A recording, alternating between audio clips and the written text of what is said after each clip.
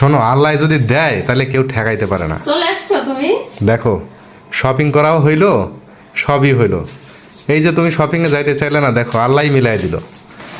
বুঝতে পারছো? সত্যি আসলে ভাগ্যে যদি থাকে তাহলে কেউ আটকাইতে পারে না। আর বিশেষ করে এই রমজান মাসে আল্লাহ পাক মানুষের দোয়া না চাইতেই হয়তো কবুল হয়ে যায়। আজকে তো আমার শপিং এ মানে যাওয়ারই কথা না, তোমাকে বললাম তোমার জিনিস তুমি কিনতে চাইলে না, শেষ পর্যন্ত টাকাও আসলো, সবার জন্যই জিনিস কেনা হলো। আসলে আব্বু যদি টাকা না পাঠাইতো তাহলে কিন্তু আমাদের কারোরই শপিং করা হইতো না। আমি তো চিন্তাও করি নাই আসলে, ওই পার্টটা আসলে মনেও ছিল না।